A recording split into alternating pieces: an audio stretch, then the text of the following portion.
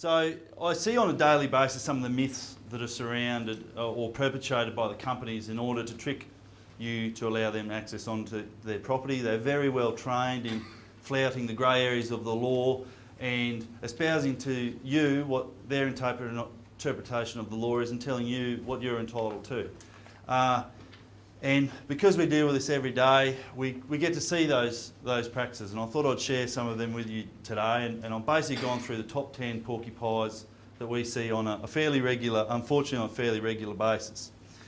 So and they're not in any particular order, but obviously they're descending down to the key porcupines. The first one is that we can come onto your land without your consent. Now, the way I've designed this, I'm trying to talk about power lines, which is basically regulated under the Acquisition of Land Act, and then pipelines, which is under the Petroleum Gas Act, and also diverging into wells and things like that. So with power lines, and I'm talking specifically for the ones in the Strat Basin at the moment, which are basically a conjunct to the gas projects. So they are now being approved as community infrastructure, which is regulated by the Sustainable Planning Act. Now, normally Powerlink operates or regulated under the Electricity Act, which gives them powers of compulsion and access to land. Now, these projects don't until such time as they get ministerial designation. There's no compulsion to allow anyone onto your property who has an application under the State Planning Act. They don't have any compulsion to allow access for you to allow access to your land, to do environmental surveys and do things like that. You can, and you're entitled to, request them to enter into a consent to enter. You cover your time and you cover your legal fees. In terms of, and until such time as they enter into that, you're not compelled to allow them on. We had a debate with Powerlink earlier in the year. They said, oh look, that's just a technicality. We'll get the access. I said, that's fine. You go away, get your ministerial designation, come back, we'll let you on. Until such time, you can stay where you are. They don't like that, but end of the day, they play by the law. You're entitled to be protected by it.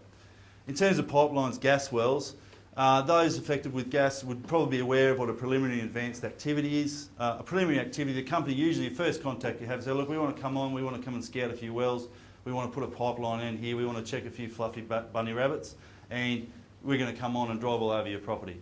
And there's nothing you can do. If you don't like it, we're going to roll on. Now, what the actual definition of preliminary activity is that it will have no or a minor impact on your business and land. Now, my definition of that is, as soon as they step foot on your property, there is an impact. And we've actually been quite successful in saying to companies, you're not coming on until we have an actual agreement. And I've never seen a company actually force entry under a preliminary activity. So you've got the entitlement to tell them to bugger off. Also, the further is it was within 600 metres of a house, intensive farming, irrigation. I haven't quite run it on cultivation country, but one day I'm hoping to do it very soon, and obviously organic operations. We're also potentially looking at things like EU accreditation, so your chemical control, so you can say, well look, you're going to have a potential impact on my Auscare accreditation. We have to have an agreement to regulate that. And obviously in advanced activity, you have to enter into an agreement and deal with conduct provisions and compensation and things like that. So what we say on that is always question a company's right to come onto your land. A company will come on and say, we've got rights to be here. You say, okay, show me the documentation, show me your approvals, show me the statute that compels me to allow you to come onto my land, allow me to read it, give me your time to consider it, and I'll go and get advice from my solicitor. If he says it's all right, you can come on. Always question what the companies tell you, because quite often it's not always technically correct. Number 9, you're under a statutory obligation to negotiate with us because we've got a statutory right to be on your land. We quite often hear that companies say, look, we're not talking to your solicitor, we have to talk directly to the landowner because that's who we're engaging with. You have the right, you don't have to talk to the company if you don't want to. You do have an obligation under the Act to use reasonable endeavours, but that's a fairly grey area which the companies quite often are quite happy to drive a rig truck through in terms of the loopholes in that. One of the big things the company says, you've got a requirement to deal with us in good faith. You've got to use all your reasonable endeavours to enter into agreement with us in good faith.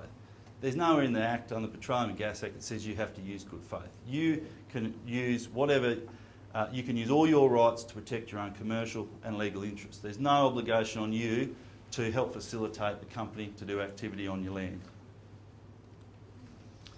Number 8, we don't have to give you that information. Now, the companies To get their approvals, have had to do a whole realm of environmental reports and studies as to their activities. And what quite happens in a negotiation is we need that information to inform the terms of the agreement and also inform what compensation you're entitled to. And so when we ask for that material, companies say, what do you want that for? That's not relevant to your activities. And that's not relevant to, we don't have to give that to you. Now usually I say a presumption is if they don't want to give you something, there's something in there that they don't want you to see. And the companies say, well, if you don't like it, we'll just keep rolling on. Now, the things that we like to know is a description of the nature, extent, type, frequency, intensity, timing and duration of what they're going to do and when they're going to do it on your land, how long they're going to be there, how long's the pipeline going to be in existence for, 15, 30, 50 years, what's the life of a well, and what are they going to do when they finish, how are they going to decommission your land, how are they going to return it to a position it was similar to when they first started. And we also like to know things like hazard assessments, soil studies, flood modelling, weed monitoring, weed studies, which all feed into their environmental authority, which we all need to review and to understand so we can assess what they're going to actually do on your land. So the companies say we don't have to give that to you. Unfortunately, under the Petroleum Gas Act, essentially, there's a couple of provisions that allow us to compel them to provide the information. The first one's 804. If they've got material that informs that duty, they have to provide it to you. 533 and 534 is that companies must use reasonable endeavours to negotiate with you. If you request reasonable information and they don't provide it, the reasonable endeavours haven't been satisfied and that process of the statute hasn't been complied with, and there's remedies available to landowners from there. And ultimately, if the matter proceeds to land court and if they don't provide that material, you can simply lodge a disclosure application and you get the material that way.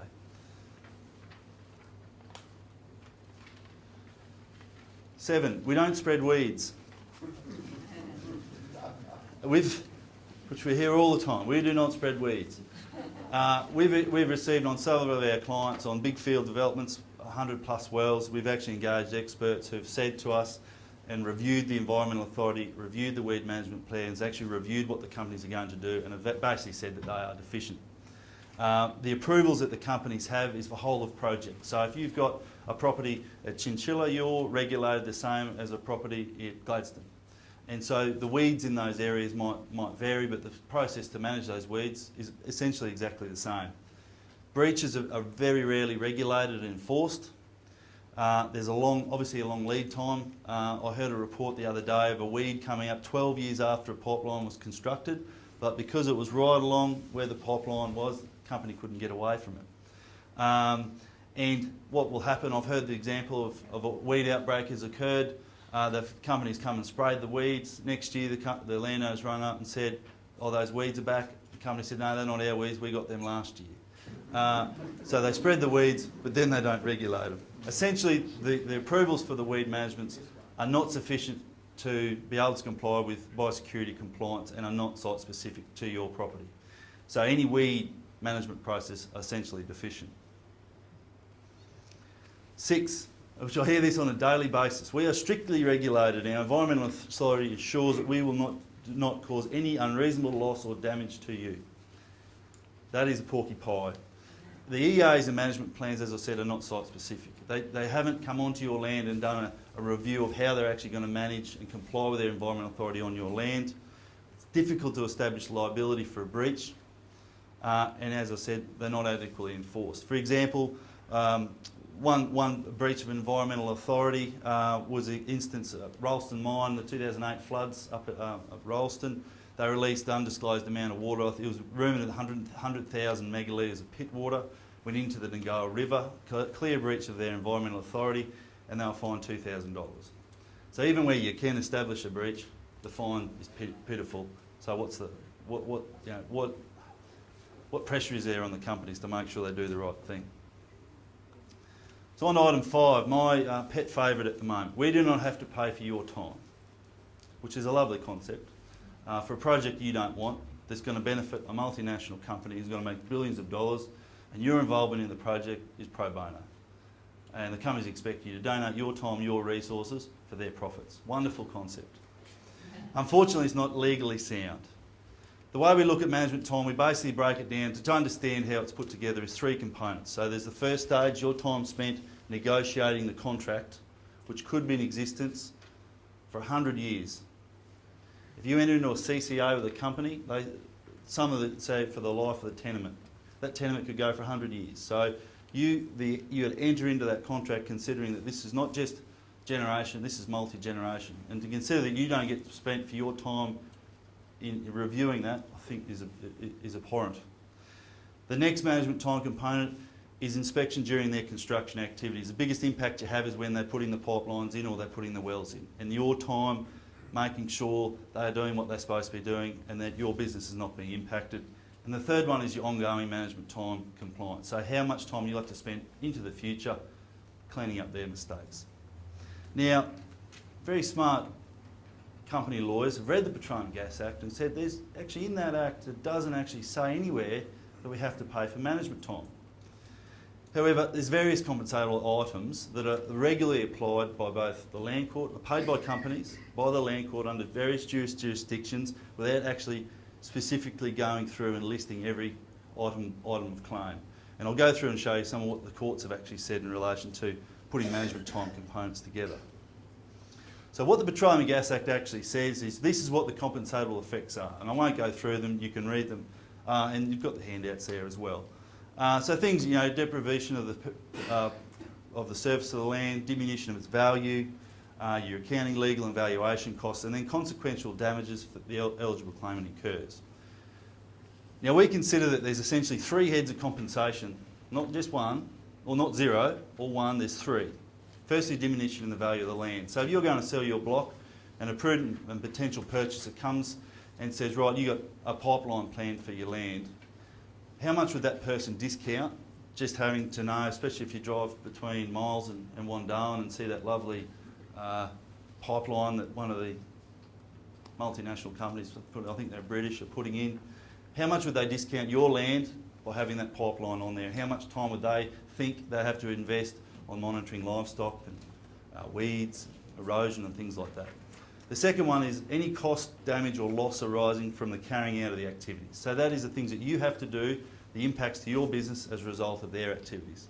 The third one is consequential damages, which is essentially a cover-all provision which is designed to catch all the impacts that might arise from the activities. So it is a very broad term, very broad provision to catch all those issues, such as your time, that might fall through the cracks. The question of it isn't whether it can be claimed, it's a question of evidence. Now, conveniently for the gas companies, there has not been a Land Court decision since the Petroleum Gas Act was passed or enacted in 2004 in relation to compensation. So they say there's nowhere saying the courts have determined that management time is payable, so we're not paying it. Now, not every company, the glaring minority don't pay it, most of them pay it. They recognise that it's a commercial investment with them, with you as a stakeholder, as a business partner, joint venture partner, I'd like to term, in their projects, and they pay for it. The glaring minority don't. Unfortunately, that glaring minority are a fairly large multinational company, I think they might be British, that don't pay it, and a few of the smaller companies. And so the companies try and use this lack of judicial guidance as a way of saying, well, it doesn't say anywhere the courts, we're not going to pay it. Okay, that's fine. Unfortunately, the last decision under the former Petroleum Act, the last decision in 2001, Sullivan's case versus, well, it was actually against Santos, the court did award management time, and they awarded an allowance of $100 per hour for things like meetings with companies, site inspections and routine monitoring work. So, heaven behold, the Land Court has actually awarded management time, but that was in 2000. That was well before coal seam gas really come on the scene. So it doesn't apply because it hasn't gone back there before. So we haven't got any guidance under the Petroleum Gas Act, but we'll look at what the courts might determine in other jurisdictions. So the classic example is the Lowry versus Coordinator General. Now, admittedly, that was under the Acquisition Land Act. However, the principles are the same, and how they determine it is the same. Now, what the court said is essentially that a value has to be put on an owner's time based on some quantifiable formula with some linkages to some form of economic loss. So you've got to be able to prove that there's a loss. So that's the first hurdle you get over. And look, there's a lot of Land Court cases where they haven't awarded management time because the claimant hasn't been able to establish that there's an economic loss. So, well, you read that and you go, maybe the resource companies are correct. Unfortunately, what the member in that decision said was that one of the examples of where it is claimable is where a landowner, faced with a resource company on his property, the activities he has to undertake as a result of their activities, and he listed them. He said travelling around the property, looking at their activities, inspecting that gates had been shut properly, checking fences were in order and ensuring no dangerous substances were accessible to cattle. So that's what he actually listed. And then the linkage to economic loss was very succinct, and I think, and I'd like to try and put this in as many letters as I possibly can, is that whilst undertaking those activities, the landowner is not doing other work on his property and thus is losing productive time which would otherwise be engaged in earning an income. And that's the crux of it. And so the activities on the land, it's the evidence of the loss. And in Lehrer, the court provided that the owner's time was a matter of evidence of each particular case, what the activities were reasonable and the level of remuneration is reasonable. Now, as I said, Sullivan's case, $100 an hour. That was 10 years ago, plus CPI, should be 150. That was in that case. Could be 500. We don't know, but it's a question of evidence. So what we always say to our clients is record your time, and more detail the better. Dates, times, who you spoke to, what you spoke about, what you did after, and keep that record. I've got an example of a client in central Queensland faced with a rail corridor, had, 2008, kept records for 3 years, through the negotiations, followed those records, dates, times, material, strong probative value, strong evidence, got a cheque for $65,000 when the project fell over.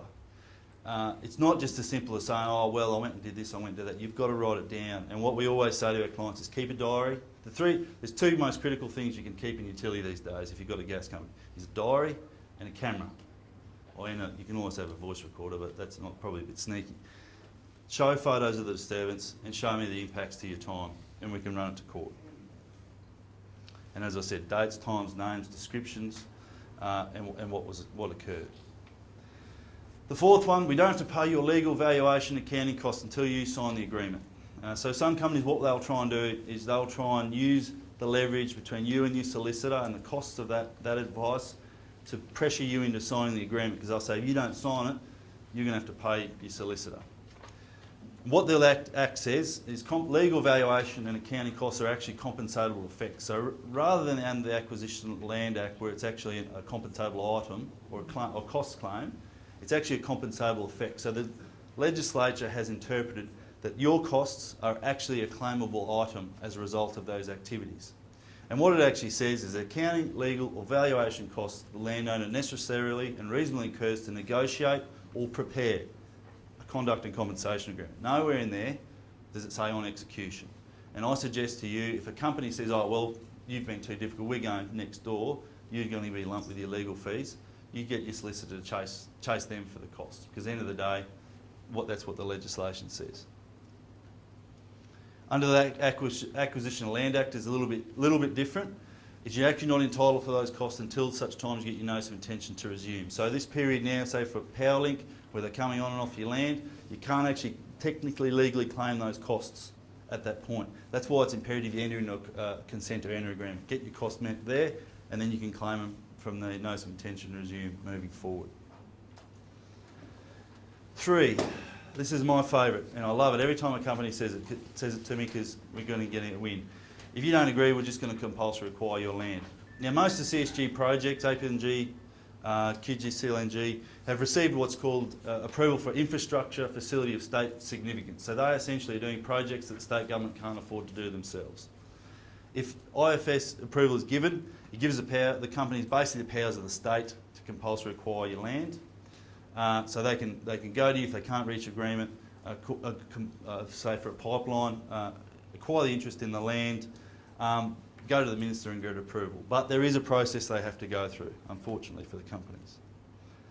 So there's a thing, for compulsory acquisition, there's a thing called the Guidelines for Acquisition of Land for Infrastructure Projects by Persons Other than the State. So that's essentially third-party providers. So what that informs is that essentially a guideline that companies must comply with to get access to your land. So there's a minimum 4-month negotiation process. The companies must use genuine attempts to consult with the landowner and must establish that reasonable steps have been taken to acquire the land by agreement. Now, this is not as easy as it sounds, and I'll give you an example of a case recently. It was last year, Baker versus the Minister for Employment, Skills and Mining, QCLNG. It was a case we ran for a client, and it was very informative on lots of different levels, but particularly to refute this porky pie, that they can just come on and acquire you and not have to deal with you. So this decision was essentially a judicial review application to the Supreme Court to review the decision of the then Minister to grant QCLNG, which is QGC, what's called a Part 5 permission under the Petroleum Gas Act to construct the QCLNG pipeline on his land. The decision by the court in that instance was to declare the decision of the Minister void on the basis that insufficient information had been provided to the landowner and he hadn't been provided with procedural fairness. The case and the decision proved some interesting lessons for both companies and landowners faced with infrastructure on their land. So just a quick background, Mr Baker, he's a grazier from Eidsvold, purchased a property called Chess Park, purchased it in late 2010 with intention of significant capital and land development potential. In 2011 he was fortunate enough to have QGC tap him on the shoulder and say, Mr Baker, we want to put a pipe gas 42-inch high pressure pipeline 8.4 kilometres right through the middle of your property. The pipeline went within a kilometre of his house, went between his yards and his house, went straight through the middle of his airstrip, went across 8 main watering lines and 4 access tracks which were gravelled. Mr Baker advised QGC that he was willing to allow QGC to access his property but had to be on certain conditions suitable to him. Arrogance. QGC did not agree, and after several months of negotiation with Mr Baker advised that they had lodged an application with the Coordinator-General to acquire the easement. Mr Baker objected, and that was on the basis that reasonable endeavours, as required under this guideline, had not been used by the company to reach agreement with him. The Coordinator-General agreed. QGC weren't happy, obviously. QGC then realigned the pipeline onto a fence and behind his yards and thought, that'll appease Mr Baker, we can get on and do our worst. He didn't agree. He said, no, there's other terms that I would like. The terms that he requested, that the pipeline would be relocated onto 2 existing fence lines away from his house and his cattle yards and his airstrip. The access track, water pipelines and 6 50-metre stock crossing points were to be installed and agreed to by QGC prior to construction. There's a nice glossy brochure from QGC saying that they would be no longer, that the construction would take 12 weeks. He said, well, that's good enough for you to publish. I'll give you 12 weeks. The term of the easement was to be limited to the actual licence. I think it was 50 years. And he said, geez, if you haven't got your gas out in 50 years, you're doing something wrong, so that's all I'm going to give you.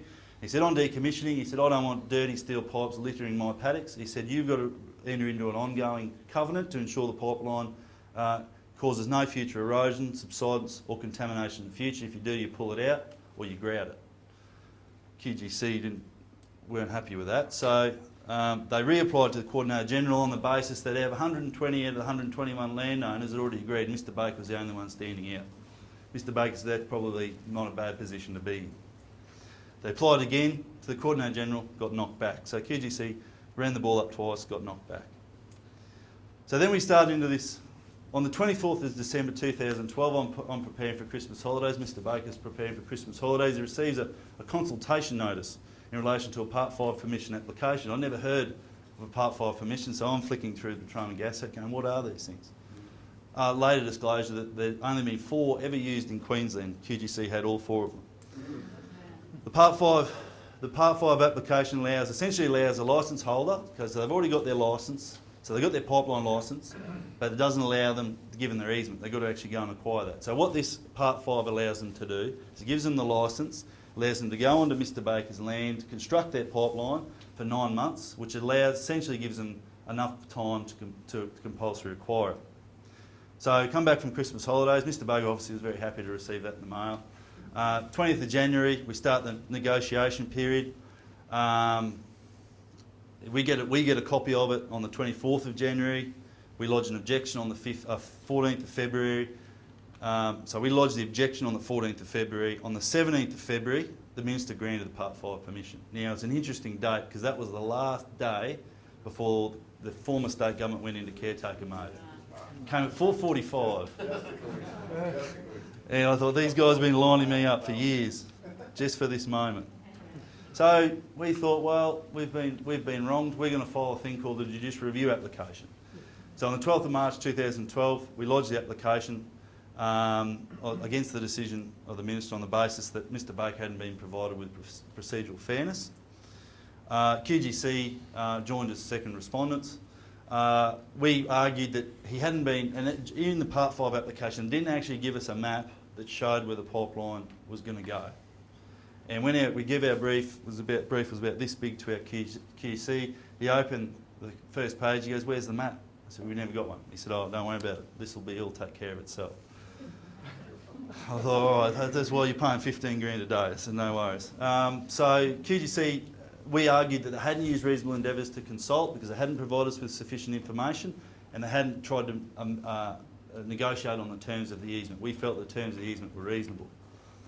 And then, yeah, QGC came on. They wanted to join the party. Fortunately for Mr Baker, Justice Dalton agreed that he hadn't been provided with procedural fairness, and the decision handed down on the 12th of June declared the decision of the Minister void and the base of material provided to the Minister was deficient. He hadn't been provided with... I apologise for some of these spelling mistakes. I actually wrote this when I came from Roma last night at about 11 o'clock, so it was a little bit blurry. And Justice Dalton found the decision void. Unfortunately, she didn't go further. Because it was void, she goes, that deal's done, on to the next matter. She didn't actually go in and define what reasonable endeavours were, which would have been really useful. And reasonable endeavours, which I always argue, is you've got to give us everything we ask for, otherwise we'll object, or we might end up back here again. And that they hadn't been used reasonable endeavours with Mr Baker during the negotiations. Through the disclosure process, we learnt that QGC had filed 3 separate applications for compulsory acquisition. They're $50,000 a pop. And I often wonder, if they had just paid that to Mr Baker, they probably could have got on 12 months earlier. Companies must provide sufficient information to landowners. It's not up to them to determine how much they have to give you. If you ask for it, they've got to give it to you. That's my take on it. Eventually we settled. Mr Baker, to his credit, didn't go for the throat. I was looking forward to it. He said, "No, I'm sick of dealing with this. I just want to agree. I want the compensation I asked for originally. I want the terms I asked for, and everything will be fine." QGC, with machinery at the gate, agreed. Mr Baker got his full costs and expenses paid by QGC. They were in the vicinity of $160,000. 2-day trial in Supreme Court with QC isn't particularly cheap. However, QGC's legal bills rumored to be over $1 million. They used 3 top-tier law firms throughout the process, 2 senior counsel and a junior counsel. So what we learn out of that is if a company... I had an opportunity the other day, APLNG said to me, "So your client's being very difficult. If you don't toe the line, we're going to compulsory require you." So I said, "Here, mate, there's a Baker decision. That's what happened to QGC." He read it in awe and went, "Oh, okay." I said, "Yeah, don't say it unless you know you're going to actually do it." So it's a useful trick. The second one is, if you do not sign the agreement, we will take you to the land court.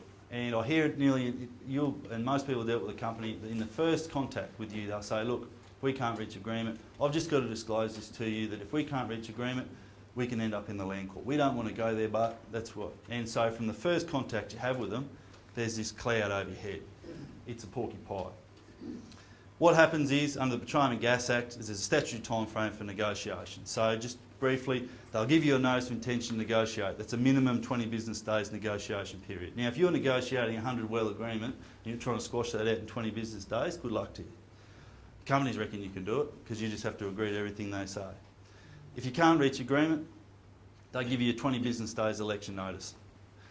If you can't reach agreement after that, they can file in the land court. 10 days later, then come on. So there's technically 50 business days from when they first contact you, when the rigs can start rolling on. However, there's a few things you can do. Section 533 provides that the NIN, notice of intention to negotiate, must provide sufficient description of activities, when, where and how they'll be carried out.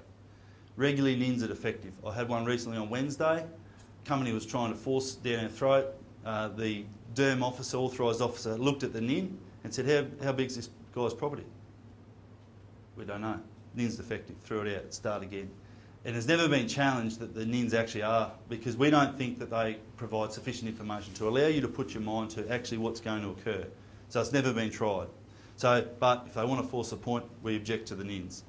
535 means they've got a duty to use all reasonable endeavours to negotiate. And all reasonable endeavours means essentially not just run through the motions, they've actually got to sit down and actively negotiate with you to enter into agreement. We had once again we had a conference with Derm. The mapping was incorrect, the details were incorrect. They'd stuffed my client around 4 or 5 times. Said that we hadn't used reasonable endeavours. Said that the statutory process had stalled. So there's things that you can throw in their way, which they routinely do and breach to stop them rolling on. Now, the other thing to consider is, so the resource companies have the statutory power, and what a client put it very succinctly to me the other day. He said, look, there's 2 processes here. There's a commercial process and a statutory process. He said to the company, if you want to come onto my land, it'll be on my terms, on my money, and what I want. If you don't agree to that, we go to the statutory process. You've got all the powers in the world. If you want to use them, good luck to you. You go and do that, but I'm not signing that agreement. And it was fairly strong. And what we've learnt since the PNG Act was enacted in 2004, the power has never been used. So they've never actually filed in the land court and rolled on prior to it going to land court. We're only aware of one matter in the last 4 years, which had been filed in land court, and that was Mr. Baker during the Part 5 application. Companies don't want to go to land court any more than you do, because they don't want to set a precedent on that tricky thing like management time. Imagine that if a court came back and said, no, all of this is claimable at $150 an hour. Can you imagine how much money that will cost the companies? Do you think it might go into land court, a couple of $100,000 running a land court application is expensive? Wait till you have to start shelling out $1,000 each time you've got to meet with a landowner. So the companies want to avoid it like the plague. It's a cost of litigation. QGC went to Supreme Court, it cost them over $1 million. We went to Supreme Court, we could do it for 100. We don't need, because we could afford to lose, because at the end of the day, Mr. Baker said, well, if we lose, we lose. QGC can't afford to lose. So if they've got to run to the land court every time they want access to the property, it's going to cost them a lot of money, $1 million each time. If everyone says, okay, bug you can all go to land court, $1 million each time, they might start paying a bit of management time. And it's also a public relations disaster. They start hauling a few into the land court and you'll start to see resentment build. And the last one, my favourite, once we've finished you'll hardly know that we've been there. And I've got a few little happy snaps. This is what's a rehabilitated exploration hole, so not nice little bit of few chip holes. Now I must disclose on this was a client that came to me after they did an agreement, not prior. You'll never get this when I'm acting. This is access during wet weather.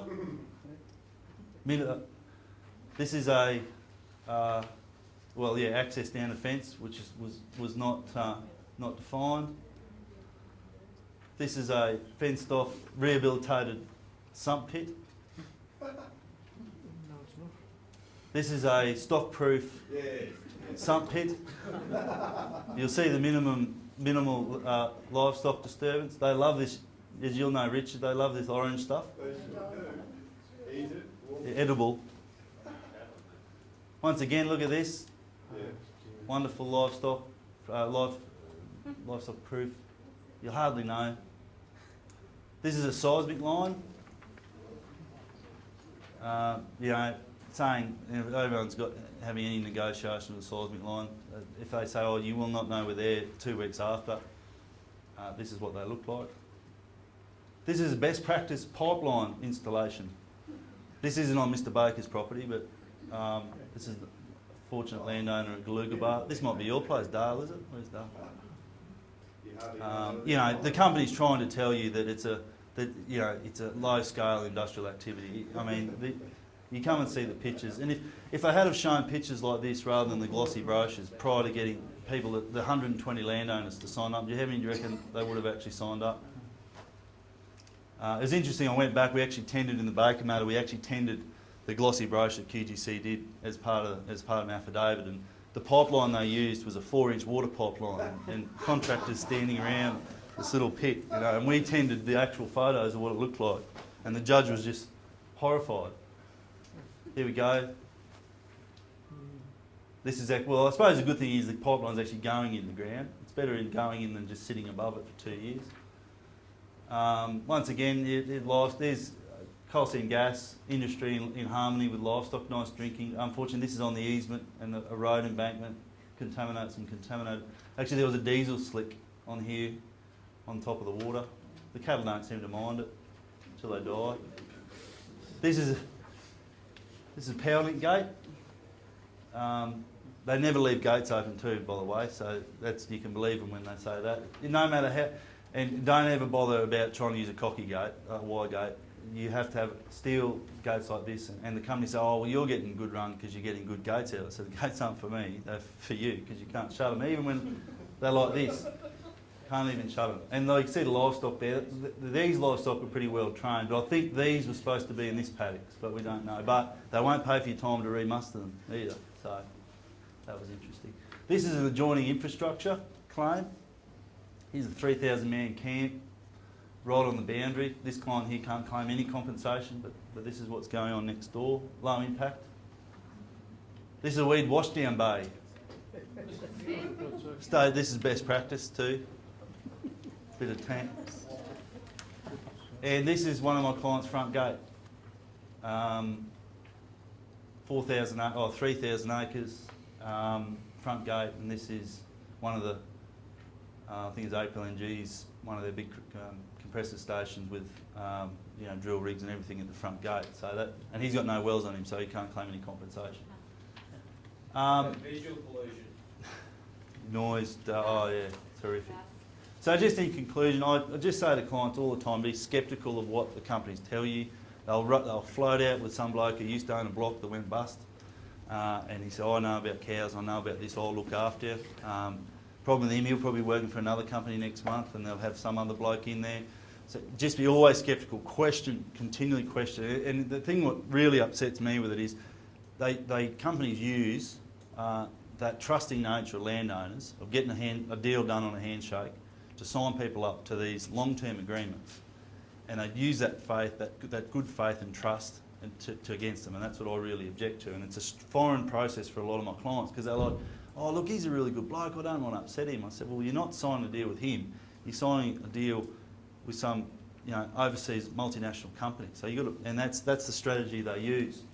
Land access agents, as I said, they're like tree police. Actually, I met a guy the other day from APLNG and I said, mate, your name looks familiar. He said, yeah, I used to work for Derm.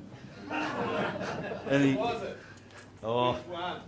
I'll tell you later. You'll know him. You'll know him. I think Ashley, you'll know him I know too. where they all are. Any Yeah. movements have to be reported back to me immediately. Don't be pressured by time limits. You'll see a company come in and say, we've got to get this done in 20 business days. And you can see people's blood pressure go, oh, we've got to get this done. You do it at your time, at your leisure. They're coming onto your land, they come into your house, it's when it suits you. Incentive payments. One of the companies got this insidious thing where they say, if you sign it within 20 business days, we'll give you $20,000 extra on top of what we would have paid you. And you can see the people's blood rush. I've actually seen a client sign a deal where he went down about 300 grand to get 20 grand because he wanted to sign within 20 business days. So just don't be pressured by that. Don't be fooled by threats of court action or legal action. If you want, get a copy of this, and if a company comes and say, well look, that's what happened to you last time you took a landowner to court, you come back with mud on your face. And you've got to have the, just to laugh at them and say, mate, if you want to do a deal, we'll do a deal. Don't threaten to take me to court, because at the end of the day, you won't be there filing an affidavit. And he said, yeah, actually, you might be, and I'll call you up in the witness box, and I'll engage a guy like Phil Sheridan, and I'll cross-examine you for a couple of days. See how brave they are then.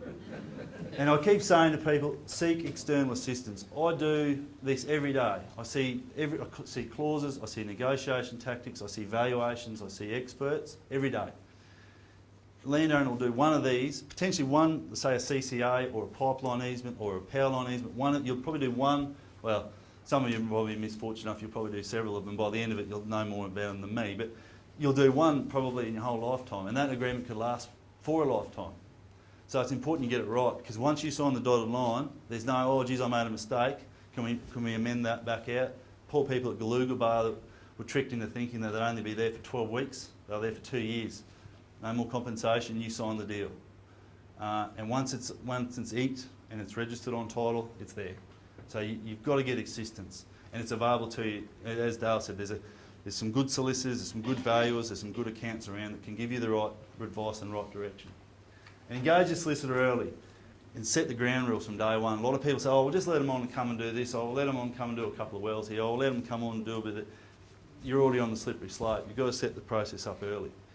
I've got a group of landowners at the moment up in Troom who've drawn the line in the sand. They're not locking the gate. They're using reasonable endeavours. But they've drawn the line in the sand and said, if you want to do work in our district, you've got to pay for our time.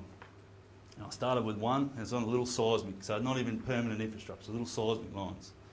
We've got 1, 2, we've got 30, and they've drawn the line, and they said, KGC, if you want to come and do business in our district, you've got to pay us for our time. The difference in the compensation is probably 2 or 3 grand. Not $1 million, we're not looking at profit, we just want to be recompensed for our time, because we've seen how you've rolled over other people in other districts. And it's a lesson from our QGC fella said to me, he said, the majority of our landowners are happy. He said, the only ones that are unhappy are your clients. And I said, well, give me that list, because I wouldn't mind giving those people a call. And you've got to draw a line somewhere, and I think it's a time where landowners get together in groups. There's nothing better when I send an instruction into a company and I said, here's 6 of them, or here's 10 of them, and we're going to go in a group and we're all going to stay together. Now, people will make decisions in their own interest and what they're doing, but if you stay in a little group and get the message right, you can really drive a wedge, because the only language the companies understand or hear is no access. It's not the land access bloke, he'll be going working somewhere else next month. It's not the bloke above him, it's the fella sitting in the boardroom going, hang on, there's 30 landowners up the Troom, they're not getting access. Really makes a phone call down the tree. Why aren't they getting access? We're not paying for management time. Oh, why not? Oh, we've got these $1,000 an hour solicitors advising us that we don't have to pay it. Oh, right, they're the same ones that ran the Baker case. Right, sack them, pay them management time, we'll get on, and we'll all get on. And that's what it'll take. It'll just take groundswell.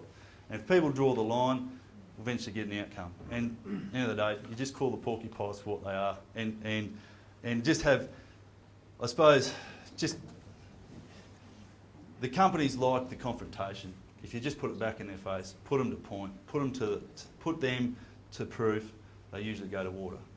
So, as I said, there's a lot of tricks of the trade, and hopefully, you get a little bit out of today and get a little bit of gusto and say, well, when they come on, you can deal with them. So, thanks, Damian.